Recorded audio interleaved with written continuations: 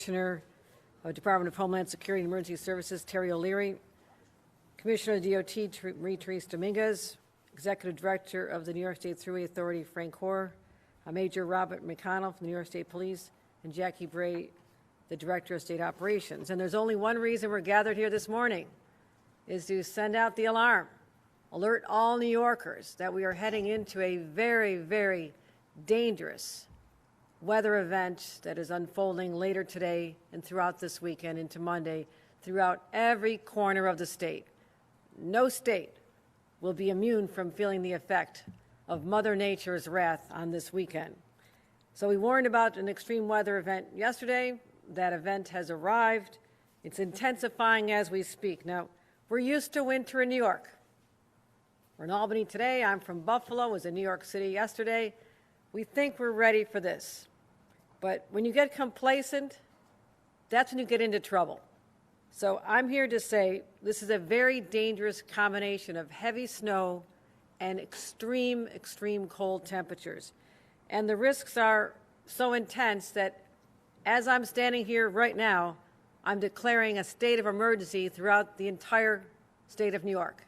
And what that'll allow us to do is to coordinate more closely with local governments, deploy state resources into municipalities without the lag of time required. So this will ensure that all of our local partners and agencies have the resources they need to keep New Yorkers safe and to get through this weather event. Allows us to suspend certain laws that would be other related to procurement, et cetera. So right now, here's the bad news. Temperatures across New York are plummeting. By tomorrow night, we'll be experiencing some of the most dangerous cold we've seen in years. And if you're heading up to the North Country or live in that beautiful part of our state, you better bundle up. You'll be experiencing minus 40 to minus 50 degree wind chills.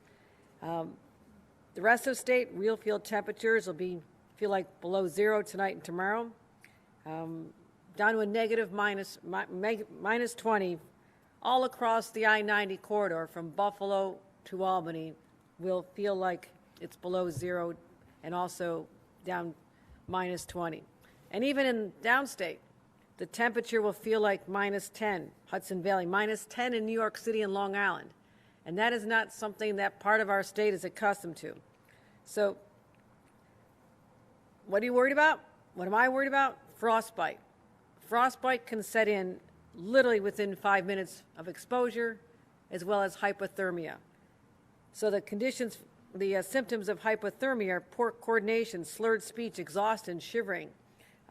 Let's first of all try to prevent being in this situation, but if you must be outside and you're with other people, pay attention to those signs because that means they're experiencing a serious health event. So we got the extreme cold. Bundle up. Let's talk about the volume of snow. We're seeing lake effect snow falling off of Lake Ontario and Lake Erie. The Tug Hill area of our state in Watertown will see 1 to 2 feet off of Lake Erie, up to 18 inches in the southern tier. Buffalo, only 4 to 6. I'm not sure they'll even notice, but Buffalo's prepared. But we're tracking another large storm system. It can begin impacting New York as early as Saturday night. Snow is expected all day, Saturday, Sunday into Monday. And also our forecasts have been upgraded or downgraded depending on your perspective. We're expecting more snow than they were talking about even 24 hours ago. So pay attention to these totals. 12 to 18 inches of snow possible across Long Island, New York City, Hudson Valley, Capital Region, Southern Tier, Mohawk Valley, and Central New York. The rest of the state could see upwards of a foot of snow. Now, up to a foot of snow downstate, it can be paralyzing in a dense area like New York City. They have not seen snow totals like this in years. But the good news is one good side of this was I always ask about what are the winds expected to be? Because if you have the combination of snow that is falling, but also high winds or hurricane force winds, as we've seen in many of our blizzards, that creates a condition of extreme whiteouts. That's when you cannot see on the New York State Thruway. That's when people are more at risk of going off the road or into a ditch. So the good news is we don't expect the high volume of winds throughout the state, but there will be surges, squalls of upwards of 25 to 35 miles an hour. So that can happen.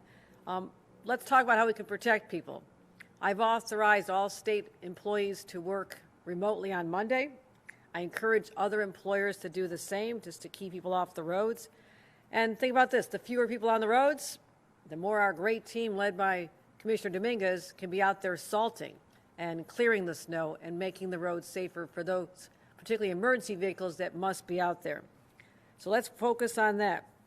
Also, we have a number of special elections across the state of New York on February 3rd due to vacancies that occurred. And so we'll be suspending early voting. Sunday is supposed to be the first day of early voting. We'll be suspending that on Sunday with the possibility of Monday as well in the New York City races.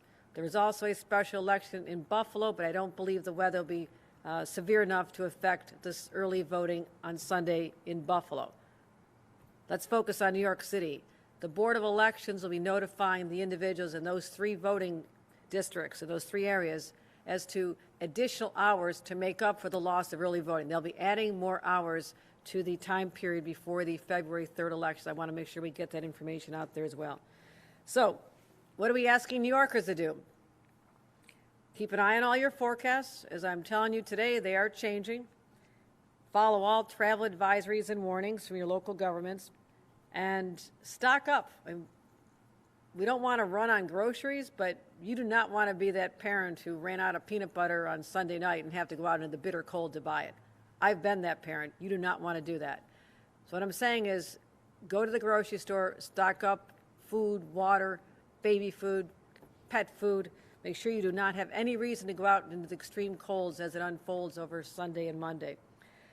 Anything you need. You need to get your prescriptions filled. Do it right now. This minute. Get all your prescriptions filled as well. Also, fill up your gas tanks. When the weather drops as low as it's going to go, you do not want to be standing out there pumping your gas. That 5 or 6 minutes outside could literally be dangerous for your health. So stay at home as much as possible.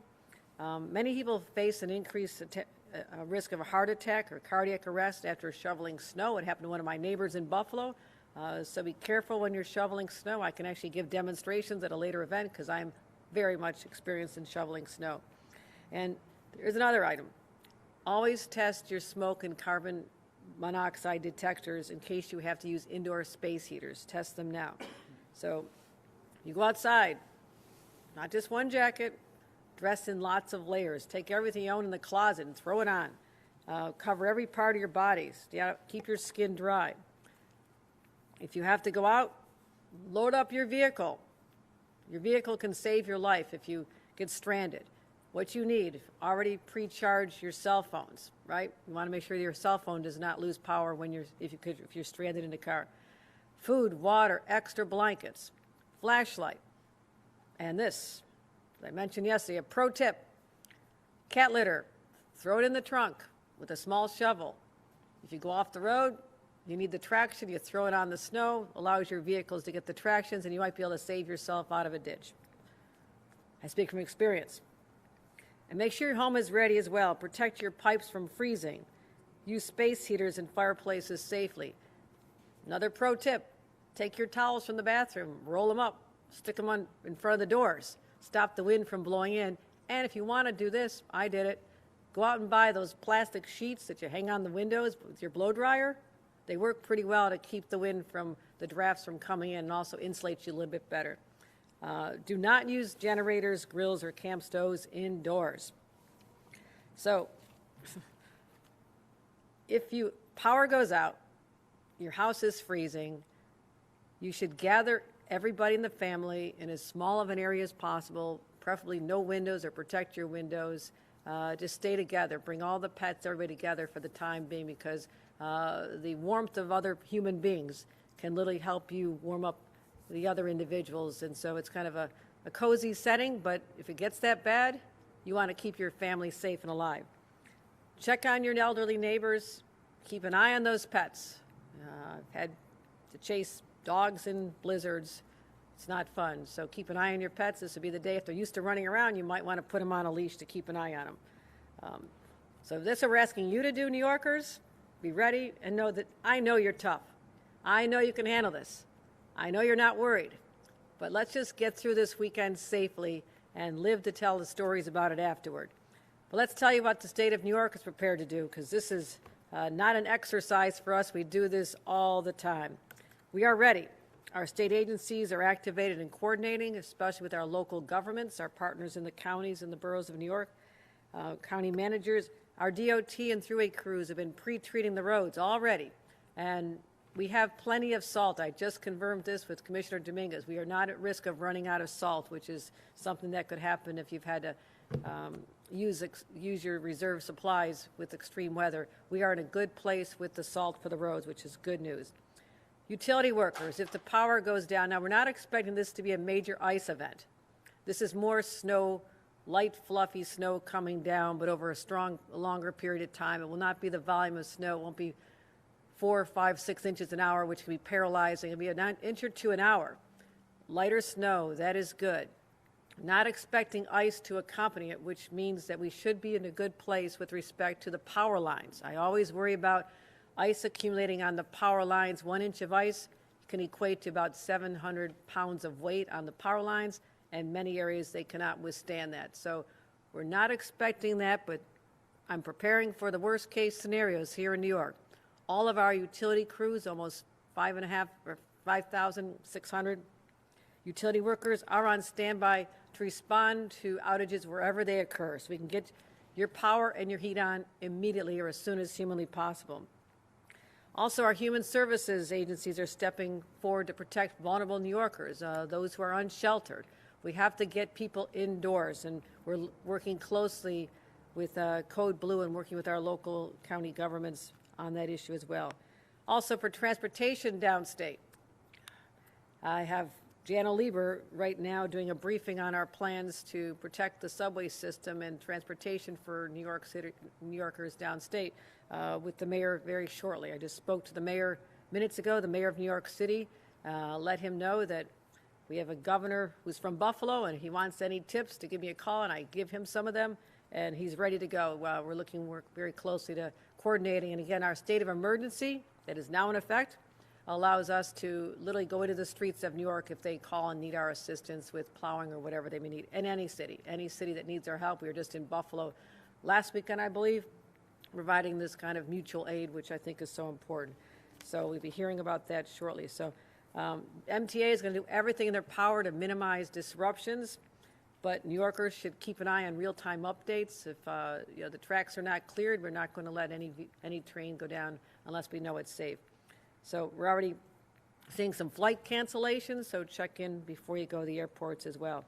And as far as our actual resources, when I said we have DOT equipment and staff, I mean, we have 1,600 large plows, 149 medium plows. We got plows everywhere, snow blowers, thruway equipment, 345 large and medium duty plows everywhere, and 114,000 tons of salt on hand. It's a lot of salt. Good. Lastly, know that my team has already been doing this, but we're going to keep monitoring this storm throughout the days and nights ahead. We'll continue to update New Yorkers on exactly what we know when we know it, because my number one priority is keeping you and your families safe. And this is an event we can get through, but once the main storm and the extreme cold leaves us Monday or Tuesday, anticipate another week of really cold temperatures, not as severe as this weekend, but we're not going to be out of this for a while. So hunker down, change your habits, try to minimize your time outside. And I want to say this.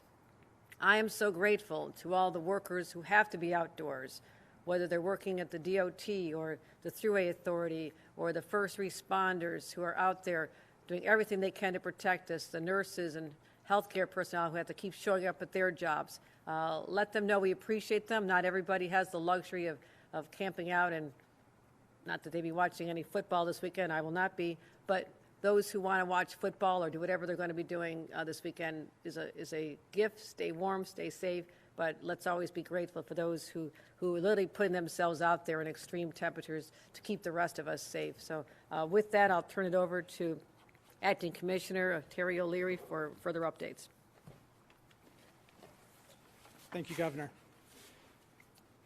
To reiterate what the governor said, the state is prepared for this event. As part of that, in furtherance of the state of emergency, we have activated the State Emergency Operations Center starting on Saturday night. We anticipate it will be active through Monday. We've been in touch with our county and local partners about their needs, and we will also be helping staff their emergency operations centers as they open up. The governor mentioned the temperatures will activate code blue across the state. What we will see is localities and counties enhancing their shelter services. We also will be tracking warming centers as they open up. If you do experience power outages and have cold and need a warming center, we encourage you to call 211 to find the warming center in your locality. We've been preparing for this for a while, going back a year and a half when the governor charged us with working with localities for preparations. And as part of that, OEM, our partners at DOT, Thruway, State Police, and other state agencies have done winter tabletops with all counties throughout the state so that we know we're prepared and who we're dealing with. Prepare yourself. Please stay inside for the next couple of days if you can. And after that, during the snow, please stay off the roads. If you're on the roads, please do not crowd the plows. Let these snow fighters do their job in clearing the roads. And if you see the state police or other law enforcement assisting stranded motorists, please obey the move over law and give them space to do their job when they are outside. With that, I'd like to thank the governor for her support for all of the first responders in the state, as well as our local first responders. And Governor, I'll turn it back to you. Thank you. Again, for updates, if you're looking for updates, text 333-111 with your county or borough name to receive the latest emergency updates from New York State. So that's one way to really stay on top of this unfolding storm. Kara?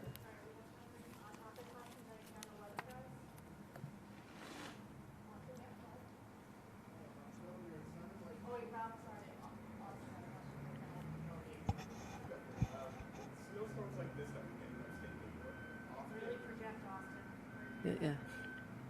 In snowstorms like this that we often get in New York,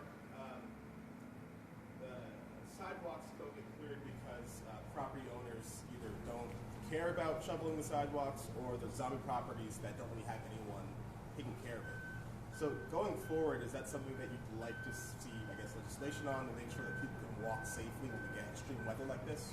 My understanding is that many localities have requirements that property owners keep the sidewalks clear, and that's a matter for local enforcement. But if I'm okay, so we're happy to remind local enforcement, law enforcement, that this is an important part of keeping people safe, whether it's a private owner. And this is, again, in Buffalo, in my hometown, people always went out and volunteered to do neighbors' homes. I was shoveling my next door neighbors' homes all the time, and they did the same for us. So, but businesses are required to do this under local ordinances.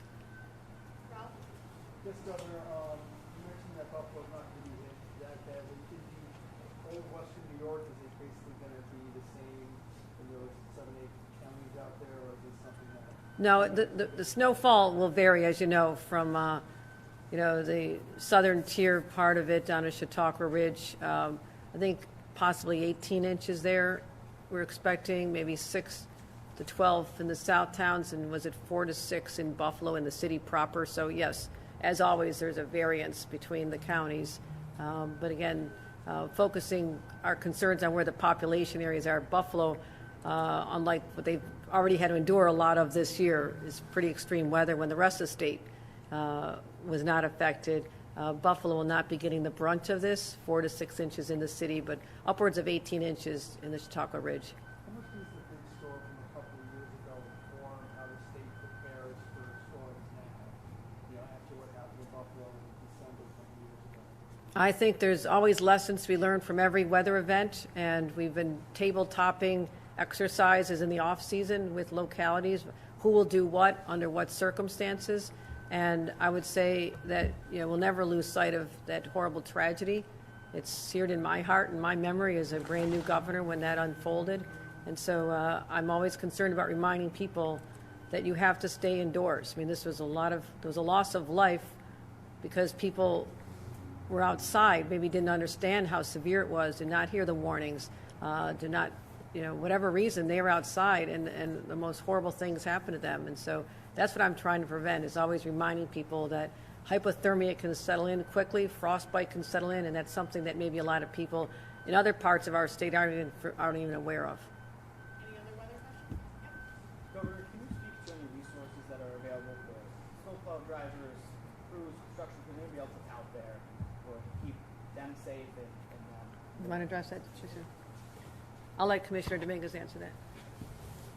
So we have a really robust approach to plowing snow, right? You're here in one of our residencies. Not only do we have crews that are out that are well trained, they also know what to do in an emergency situation. So we try to make sure, one, that they've got all the materials, the resources, the communication capability. If they get stranded for whatever reason, which very rarely happens, that we've got eyes, tow equipment, whatever to get to them immediately. But the bottom line is they're very well equipped. They've got all of their necessary hard hats, snow gear. It takes everything to make sure that it all happens.